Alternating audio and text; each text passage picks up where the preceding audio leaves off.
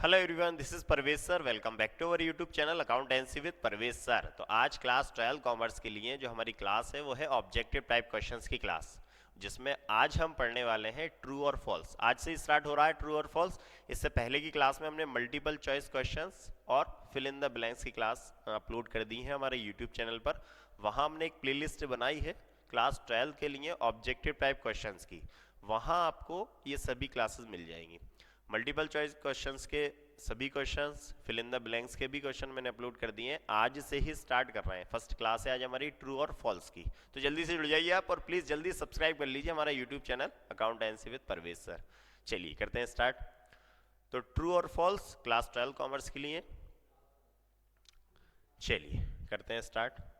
तो first question है हमारा, आंसर जो है मैंने ये हाईलाइट कर रखे हैं येलो से, तो आपको नोट्स के लिए भी प्रॉब्लम नहीं रहेगी। अगर आप इसको स्क्रीनशॉट लेते हैं तो आपको याद करने में भी आसानी रहेगी। चलिए, तो फर्स्ट है the liability of each partner in partnership is limited.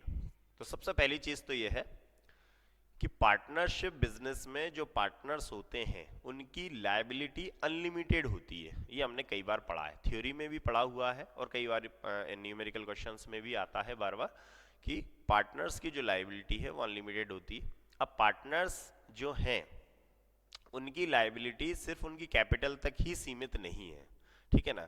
अगर कोई पार्टनरशिप बिजनेस में लॉस होता है तो उस लॉस को कवर करने के लिए सभी पार्टनर अपनी पर्सनल एसेट्स का भी यूज करेंगे। अगर पार्टनरशिप का वाइंडिंग अप होता है, पार्टनरशिप का डिसोल्यूशन होता है, पार्टनरशिप खत्म होती है, तो आउटसाइडर लोगों को अगर पैसा देना है, क्रेडिटर्स वगैरह अगर पेमेंट करना है, तो लाइव जो पार्टनर्स है वो, या ये कह सकते हैं ना शुद्ध में कि उनको घर से पैसा लाकर भी देना पड़ेगा। तो इसलिए पार्टनर्स की जो लाइबिलिटी होती है वो अनलिमिटेड होती है। तो पहला जो हमारा आंसर है वो फॉल्स है, ठीक है ना, क्योंकि लाइबिलिटी लिमिटेड नहीं होती। ठीक, चलिए next. In absence of partnership deed payment of interest on capital is necessary. देखिए, पार्टनरशिप डीड की एब्सेंस में अगर पार्टनर्स ने अपनी कोई पार्टनरशिप डीड नहीं बनाई या पार्टनर्स ने कोई एग्रीमेंट नहीं किया, तो उस पर ये रूल फॉलो होते हैं कि कोई भी पार्टनर अगर फर्म को लोन देता है तो उस पर 6% पर एनम से इंटरेस्ट दिया जाएगा। प्रॉफिट या लॉस का डिस्ट्रीब्यूशन इक्वली किया जाएगा। किसी भी पार्टनर को ना तो इंटरेस्ट ऑन कैपिटल दिया जाएगा और ना किसी पार्टनर से इंटरेस्ट ऑन ड्राइंग लिया जाएगा। तो इन्हीं ये तीन रूल जो मैंने बोले उसी में इसका आंसर हमें मिल गया। पार्टनरशिप डीड की एब्सेंस में इंटरेस्ट ऑन कैपिटल देना बिल्कुल आवश्यक नहीं है, बिल्कुल नेसेसरी नहीं है। तो ये आंसर हमारा क्या है? फॉल्स है, ठीक है। चलिए next. In partnership business there is no limit for maximum partners. हाँ, पार्टनरशिप बिजनेस में पार्टनर्स की मैक्सिमम कोई लिमिट नहीं है as per partnership act 1932। Partnership act 1932 जो है उसमें पार्टनर्स की मैक्सिमम लिमिट नहीं दी है कहीं। लेकिन कंपनीज एक्ट जो 2013 है, जो अमेंडमेंट हुआ है 2013-14 में, उसमें पार्टनर्स की मैक्सिमम लिमिट बताई है 50 से 100 भी हो सकते हैं, मतलब मैक्सिमम तो 100 है। इससे पहले 2013 का एक अमेंडमेंट था उसमें 50 थी, लेकिन पार्टनरशिप एक्ट में पार्टनर्स की कोई मैक्सिमम लिमिट नहीं है। तो ये हमारा आंसर ट्रू है कि पार्टनरशिप, क्योंकि इसमें ऐसा कहीं नहीं लिखा है कि पार्टनर कंपनीज एक्ट के अकॉर्डिंग, इसमें सिर्फ ये लिखा है कि पार्टनरशिप बिजनेस में मैक्सिमम पार्टनर्स की कोई लिमिट नहीं है। तो हाँ, पार्टनरशिप एक्ट में कोई लिमिट नहीं है पार्टनर्स की, ठीक है। चलिए next. To prepare partnership deed is compulsory. Partnership deed बनाना कंपलसरी है क्या? नहीं है, बिल्कुल नहीं है कंपलसरी, ऑप्शनल है, या आप वॉलंटरी कह सकते हैं। तो कंपलसरी नहीं है, आंसर है हमारा फॉल्स, ठीक। Next. Registration of partnership is not compulsory. ये भी सही है, पार्टनरशिप डीड बनाना भी कंपलसरी नहीं है और पार्टनरशिप का रजिस्ट्रेशन कराना भी कंपलसरी नहीं है, ये भी ऑप्शनल है। तो registration of partnership is not compulsory, true. ये आंसर हमारा क्या कहलाएगा? ट्रू है, ठीक है। तो ये क्वेश्चन 1 से लेके 5 तक के क्वेश्चन है इसमें, इसके नोट कर लीजिए आप या इसका स्क्रीनशॉट ले लीजिए। आगे बढ़ते हैं, चलिए 6 से स्टार्ट करते हैं। इन सभी क्वेश्चंस का कंसेप्ट आप समझिए। देखिए सिर्फ ट्रू और फॉल्स याद नहीं करना हमें, कंसेप्ट समझ लिए। पार्टनर्स की लायबिलिटी अनलिमिटेड, ये हमें याद होना चाहिए। मैक्सिमम पार्टनर की लिमिट नहीं है पार्टनरशिप एक्ट में। पार्टनरशिप डीड की एब्सेंस में क्या इंटरेस्ट ऑन कैपिटल दिया जाएगा, नहीं दिया जाएगा। ट्रू और फॉल्स याद नहीं करना, ये नहीं करना कि सिर्फ इसके आगे ट्रू इसके आगे फॉल्स, इसके आगे ट्रू इसके। एग्जाम में कंसेप्ट को याद रखना है, ट्रू फॉल्स भूल जाएंगे आप, ठीक है। चलिए next, goodwill is an intangible assets, बिल्कुल सही है, ट्रू है आंसर। क्योंकि गुडविल जो है वो एक इंटेंजिबल एसेट्स है, अमूर्त संपत्ति, जिसे ना देखा जा सकता है ना छुआ जा सकता है। इंटेंजिबल को हिंदी में बोलते हैं अमूर्त, जिसकी कोई मूर्त नहीं है, ठीक है।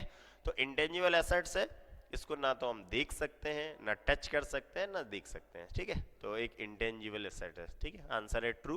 Next, goodwill is a fixed assets, ये भी ट्रू है। क्योंकि गुडविल को एक फिक्स्ड एसेट्स कहा गया है, क्योंकि गुडविल एक सेलेबल एसेट्स है, ठीक है। जिस तरह से जो अदर एसेट्स होती हैं कंपनी की, सॉरी फर्म में जो फिक्स्ड एसेट होती हैं, जिस तरह से वो प्रोडक्शन को बढ़ाने, प्रॉफिट को बढ़ाने में मदद करती हैं, उसी तरह गुडविल भी प्रॉफिट को बढ़ाने में मदद करती है। तो गुडविल भी एक फिक्स्ड एसेट्स है और इसको बेचा भी जा सकता है, ठीक है। तो आंसर हमारा है true. Next, the partnership act 1932 is applicable in partnership firm, बिल्कुल सही है। जो पार्टनरशिप एक्ट है 1932 वही पार्टनरशिप में फर्म में एप्लीकेबल होता है। पार्टनरशिप के जो रूल होते हैं वो पार्टनरशिप एक्ट 1932 में दिए हुए हैं, ठीक है। Next, goodwill is a saleable asset, अभी हम बात कर रहे थे गुडविल एक सेलेबल एसेट है, तो बिल्कुल सही बात है, गुडविल एक सेलेबल एसेट है। सेलेबल का मतलब होता है बेचने योग्य, गुडविल को बेचा भी जा सकता है, ठीक है, तो इसलिए एक सेलेबल एसेट्स है।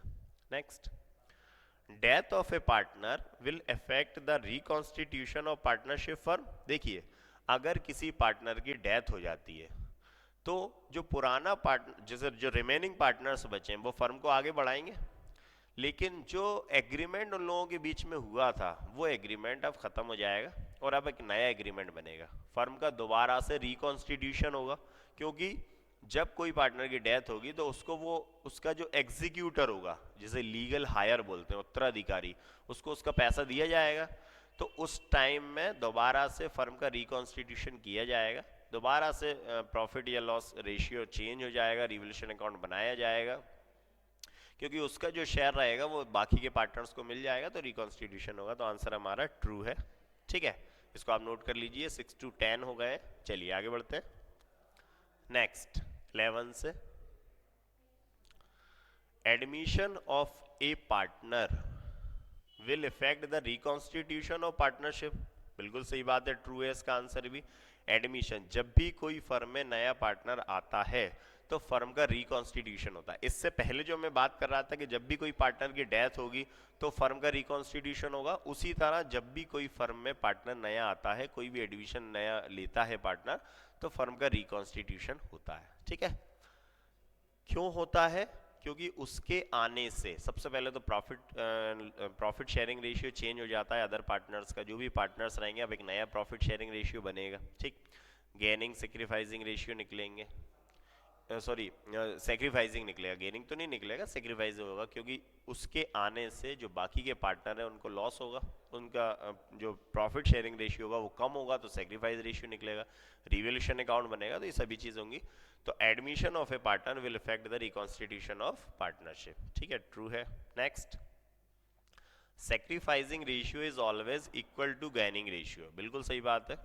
जो सेक्रीफाइसिंग रेशियो होता है वो इक्वल होता है गेनिंग रेशियो के, ठीक है ना, क्योंकि जितना एक पार्टनर को लॉस होगा उतना ही दूसरे पार्टनर को प्रॉफिट होगा। जैसे फर्म में दो पार्टनर है, फॉर एग्जांपल ए और बी, ए को अगर सेक्रीफाइस है तो बी को उतना ही गेन होगा जितना ए को सेक्रीफाइस होगा, ठीक है।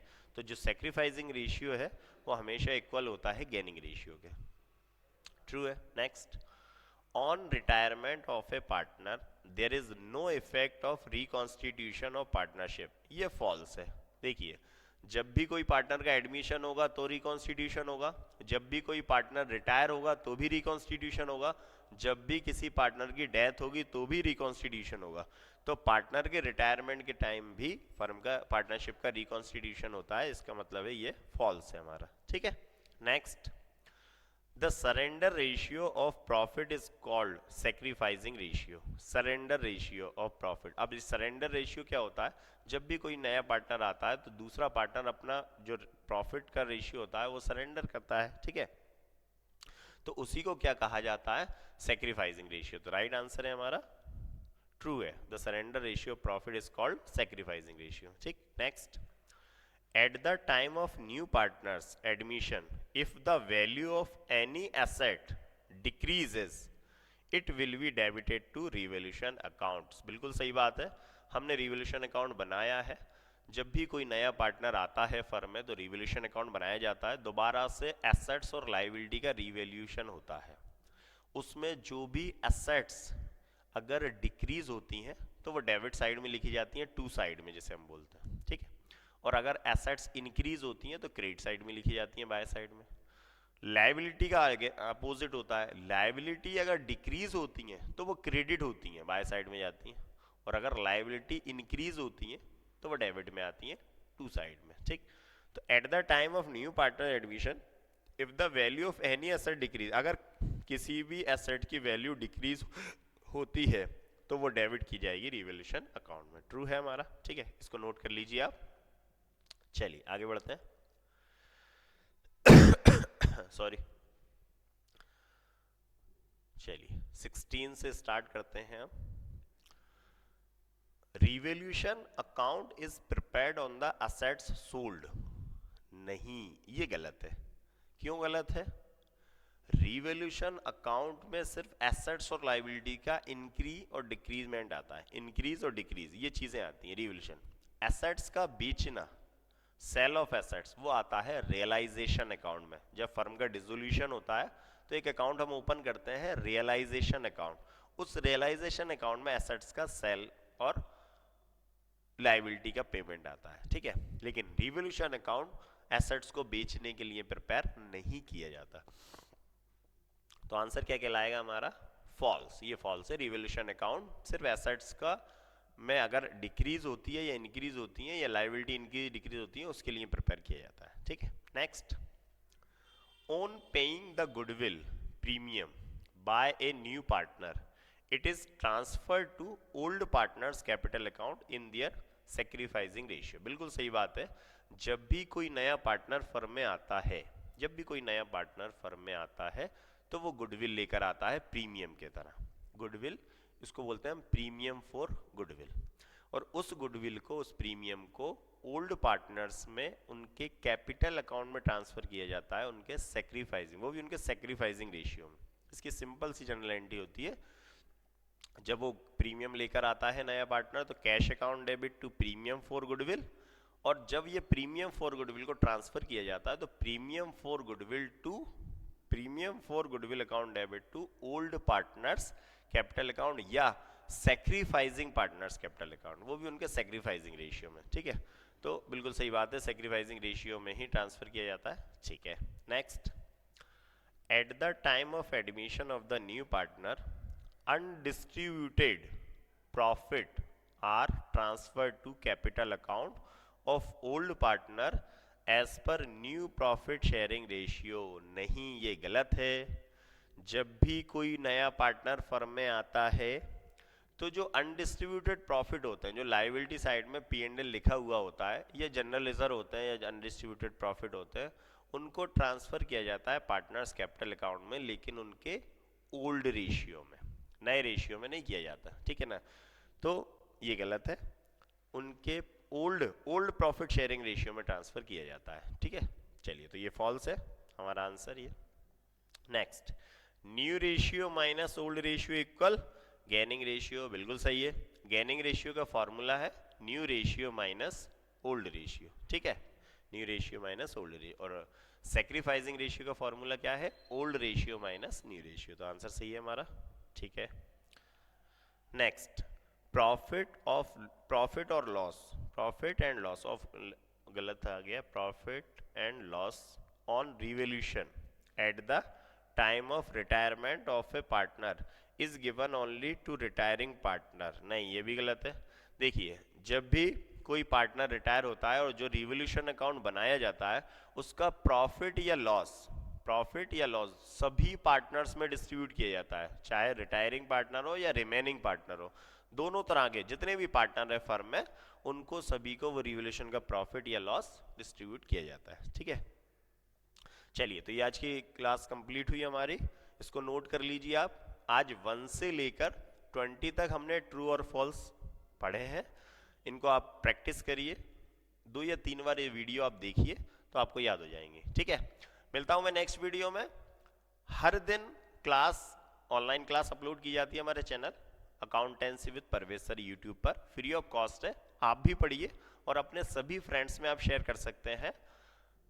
हमने क्लास 12 कॉमर्स का लगभग पूरा सिलेबस यूट्यूब पर अपलोड कर दिया है, जिसमें न्यूमेरिकल क्वेश्चंस, थ्योरी के सभी chapters, numerical question, numerical chapter सभी, ठीक, इसके अलावा objective type question daily upload हो रहा है, तो पढ़ते रहिए आप और अपने दोस्तों को भी शेयर कीजिए। ऐसे कई सारे बच्चे हैं जो ऑफलाइन क्लास नहीं ले पाए इस साल, या ऐसे कई सारे स्टूडेंट हैं जो ऑफलाइन क्लास की फीस अफोर्ड नहीं कर पाते हैं और वो कोचिंग में नहीं जा पाते, उनके लिए एक बेस्ट ऑप्शन है। यूट्यूब एक प्लेटफॉर्म भी बहुत अच्छा है कि जिसमें कोई भी टीचर फ्री ऑफ कॉस्ट उन बच्चों को पढ़ा सकता है जो ऑफलाइन फीस अफोर्ड नहीं कर पाते या कोचिंग नहीं जा पाते, या किसी एक ऐसे एरिया में है जहाँ कोचिंग नहीं है, विलेज एरिया है।